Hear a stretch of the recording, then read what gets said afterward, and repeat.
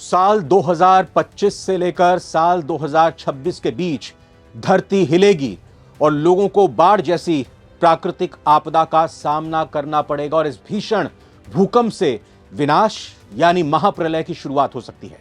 रूस में आए 8.8 तीव्रता के खतरनाक भूकंप के बाद बुल्गारिया की भविष्यवक्ता बाबा वेंगा की तरफ से की गई यह खौफनाक भविष्यवाणी अब याद आ रही है। जी हां, रूस में भीषण भूकंप आया है।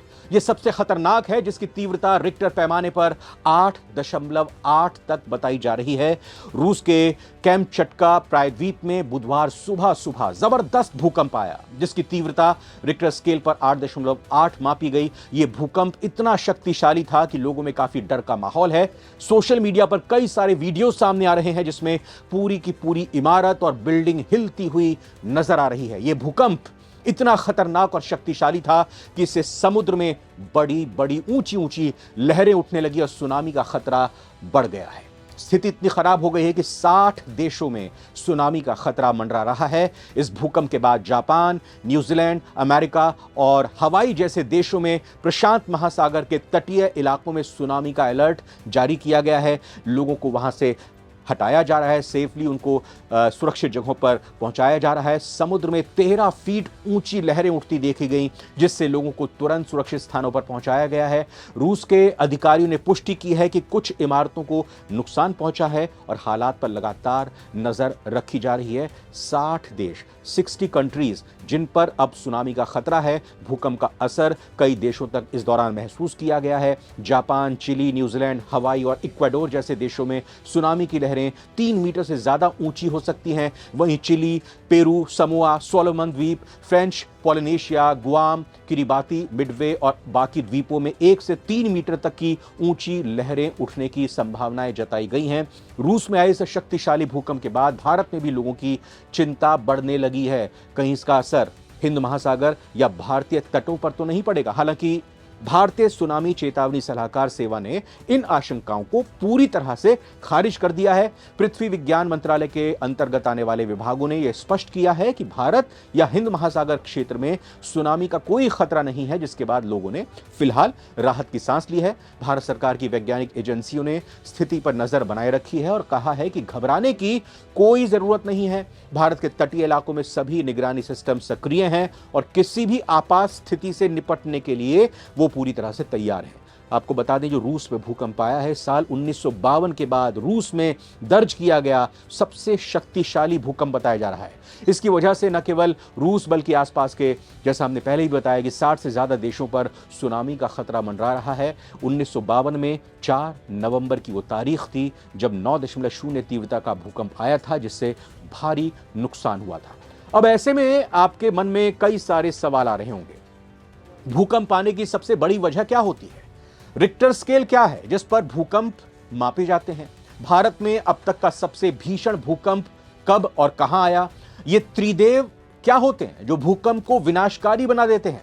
भूकंप का जो केंद्र होता है, जो एपिसेंटर होता है, उस पर यह कैसे निर्भर करता है कि कहां तक और कितना नुकसान होगा? भूकंप आने पर तेज गड़गड़ाहट की आवाज क्यों सुनाई देती है? भारत के वो कौन से इलाके हैं जहां भूकंप और सुनामी का सबसे ज्यादा खतरा है? तो ऐसे ही तमाम सवालों का जवाब जानने के लिए navbharattimes.com के सहयोगी दिनेश मिश्र की मदद लेते हैं और चलते हैं उनके पास। तो न्यूज रूम में जुड़ चुके हैं दिनेश मिश्र जी हमारे साथ। दिनेश जी, सीधा और पहला सवाल यही कि ये बाबा वेंगा हैं कौन? क्या ये सिर्फ इसी तरह की तबाही, प्रलय और विनाश की ही भविष्यवाणी करते रहे हैं या कुछ दुनिया में, देशों में कुछ अच्छा होगा उस तरह की भविष्यवाणी की? और क्या इस भविष्यवाणी को सच अब मान लिया जाए कि उन्होंने दावा किया था 2025 में प्रलय आने वाली है? नहीं, सबसे बड़ी बात है कि बुल्गारिया की महिला भविष्यवेत्ता हैं ये, और इन्होंने कई पहले भी ऐसे यूरोप से महायुद्ध की शुरुआत, विश्व युद्ध के, तीसरे विश्व युद्ध की बातें और प्रलय की बातें, प्राकृतिक आपदाओं की बातें इन्होंने की है। और 2025-26 से इन चीज़ों की शुरुआत हुई थी। जैसे कि यूक्रेन युद्ध भी शुरू हुआ था 2022 में, तो इन्होंने ये चीज़ें बताई थी। और कोरोना आपदा के बारे में भी इनके बारे में कहा जाता था कि इन्होंने संकेत दिए थे। तो इस आधार पे लोग ये आकलन कर रहे हैं कि शायद ये भविष्यवाणी भी सच साबित हो कि ये महाप्रलय जो प्राकृतिक आपदा आ रही है वो इस तरह की मतलब अभी एक बाबा शुरुआत वेंगा है। तो है नहीं इस दुनिया में, फिर जी। एक और जापान में कहा जा रहा है कि वो भी बाबा वेंगा की तरह ही इस तरह की कलेशी और विनाशी भविष्यवाणी कर रही हैं, वो भी काफी हद तक सही अब साबित हो रही देखिए सबसे बड़ी बात ये है कि जब भी इस तरह की प्राकृतिक आपदाएं आती हैं और आप देख रहे होंगे कि आज के समय में आपदाओं की संख्या में बढ़ोतरी हो रही है। युद्ध या तनाव की स्थिति पूरी दुनिया में है। तो ऐसे में कोई भी बाबा बन जाता है या कोई भी इस तरह की भविष्यवाणी करता है तो कहीं ना कहीं वो सटीक बैठती ही है। तो हमें इसे पूरी तरह मानना नहीं चाहिए। हमें परिस्थितियों को देखना चाहिए और समय के साथ ये भी देखना चाहिए कि उसके पीछे कौन से फैक्टर जिम्मेदार हैं। ये जो रूस में भूकंप आया है, जी। 8.8 इसकी तीव्रता कही जा रही है, जी। रूस में भूकंप आया है और जापान के साथ साथ अमेरिका में कहा जा रहा है कि अब सुनामी का खतरा है। जी। रूस का जो भूकंप है पहली बार 1950 के जो डिकेड्स में 52 हाँ जी 52 में पहली बार जो रिकॉर्डेड सबसे ज़्यादा इंटेंसिटी का भूकंप था पूरे वर्ल्ड वाइड वो रसिया का था। अच्छा। उस समय लेकिन उस समय क्या था कि हमारे पास डेटा जुटाने के साधन नहीं थे, हताहतों की संख्या जुटाने के साधन नहीं थे, तो बहुत से आंकड़े हमें उतने पता नहीं चले। लेकिन ये बहुत खतरनाक माना जाता था। तो उसके बाद से जैसे हमारे यहाँ इंडिया में भी इस तरह का भूकंप आया था अरुणाचल प्रदेश में बहुत समय पहले, तो लेकिन हम उसको क्या है उन आंकड़ों को जुटा नहीं पाए। लेकिन अब जो आए तो अब हम हर एक चीज़ के बारे में नज़र रखते हैं। और सबसे बड़ी बात है कि ये जो भूकंप इसलिए भी खतरनाक माना जा रहा है कि भूकंप का जो आफ्टर शॉक्स होते हैं वो बहुत खतरनाक होते हैं। जैसे अभी एक मीडिया टीवी रिपोर्ट में मैं देख रहा था कि बीते 24 घंटे में 200 से ज़्यादा बार झटके आए। तो ये झटके बता रहे हैं कि वहाँ पे जो प्लेटें हैं वो खिसक रही हैं। और प्लेटें खिसकती क्यों हैं?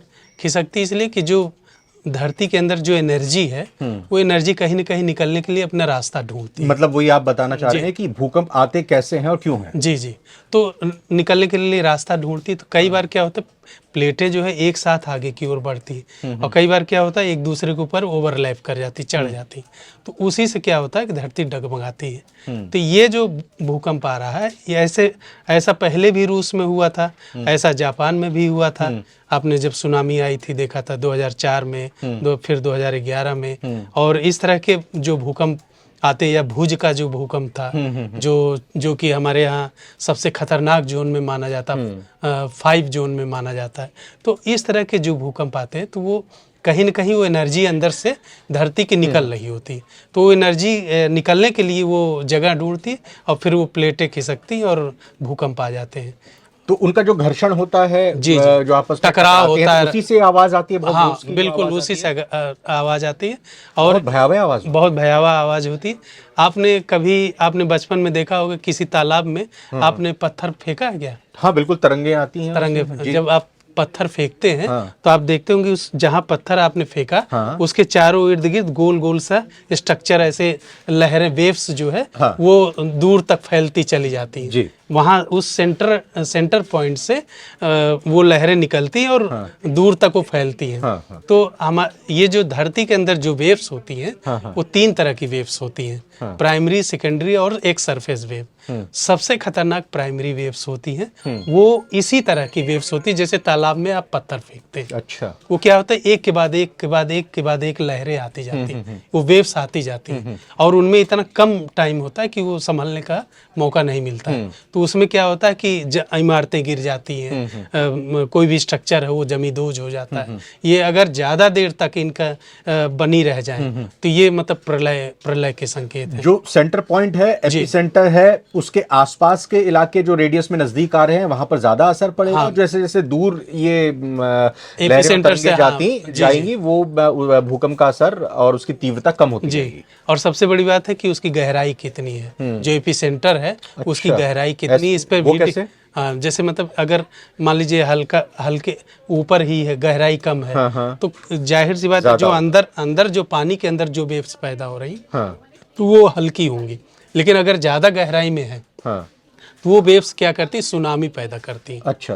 वो आपको पता नहीं चलेगा। ऊपर ऊपर लहरें शांत दिखेंगी, पानी शांत दिखेगा समंदर का, लेकिन वो अंदर अंदर क्या होता है, उनमें आफ्टर शॉक्स आते जाते हैं, मतलब वो एक झटके तरंगे एक दूसरे को ऊपर आती जाती हैं और फिर वो अचानक विस्फोट करके कई फीट ऊंची, कई मीटर तक ऊंची, 50-50 फीट ऊंची लहरें पैदा होती, जो तटीय इलाकों को तबाह कर सुनामी जिसको हम जी। कहते हैं। अभी आपने देखा होगा कि जैसे रिपोर्ट आ रही है कि जापान में फुकुशिमा संयंत्र को बंद कर दिया गया है और 20 लाख लोगों को वहां से हटाया गया है। 20 लाख इतनी बड़ी संख्या है।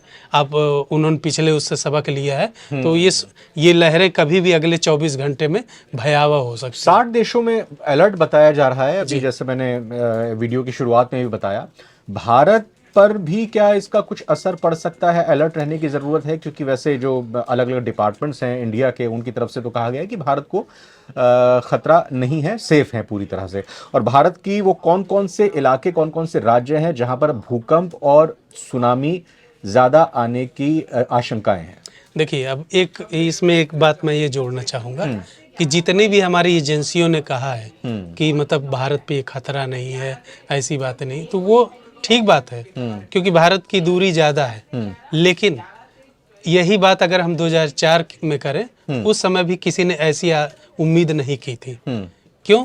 क्योंकि देखिए, जब अगर ये सुनामी जापान के तट तक आएगी, तो जापान तो प्रशांत महासागर में भारत के करीब में है, और जब जापान, फिर इंडोनेशिया, फिर ये अंडमान निकोबार, सब आसपास में फिर बढ़ते जाएंगे, पूरे प्रशांत क्षेत्र, हिंद महासागर तक भी वो आ सकती हैं। तो ये जो ऐसा तो है नहीं कोई बाउंड्री है कि इसके बाद इधर वो आ नहीं सकेंगी, तो ये बाउंड्री कहीं भी, और जो तटीय इलाके हैं, खासकर से जो भारत का जो पूर्वी इलाका है, जो अंडमान निकोबार द्वीप समूह के आसपास, जैसे पिछली बार बड़ा हादसा हो गया था, तो वैसे ही तेलंगाना, आंध्र प्रदेश, उड़ीसा, तो ये सतर्क रहने की जरूरत, बंगाल वगैरह वाला एरिया हो गया। ठीक है।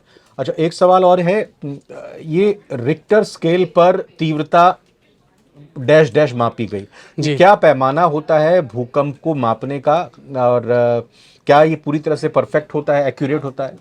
देखिए, बहुत मतलब सैकड़ों सालों की रिसर्च के बाद ये रिक्टर स्केल का पैमाना डेवलप किया गया। रिक्टर स्केल क्या है कि एक लॉगरिदमिक स्केल है, मतलब वो एक गणना है, मतलब अगर जैसे 1 से 9 तक का उसमें नंबर है, तो अगर कोई भूकंप की तीव्रता 1 है और फिर उसके बाद 2 है, तो आप कैसे मानेंगे कि 1 और 2 में फर्क क्या है? 2 ज्यादा इंटेंसिव, तो घातक होगी। नहीं तो कितना, वो इतना होता है कि 1 से 10 गुना, 10 टाइम्स ज्यादा। अच्छा, तब उसका एक स्केल बढ़ता है, तब एक स्केल बढ़ता है। मतलब अगर कोई भूकंप 6 मैग्नीट्यूड का है, और वो फिर आप कहते हैं कि ये 7 मैग्नीट्यूड का है, तो क्या एक ही डिग्री बढ़ने से क्या इतना अंतर है? 1 डिग्री से नहीं, 10 गुना। अच्छा, अगर 10, मतलब अगर आप ऐसे समझिए कि अगर 6 मैग्नीट्यूड पे इमारतें गिर रही हैं, तो 7 मैग्नीट्यूड पे क्या होगा, सब मलबे में बदल जाएगा या गड्ढा हो जाएगा, इस तरह की स्थिति होगी। भारत में कौन से राज्य हैं जो कि इनकी जोन्स में भी डिवाइड किया गया था? जी, जोन 1, 2, 3, 5 जोन में डिवाइड किया गया है भारत में।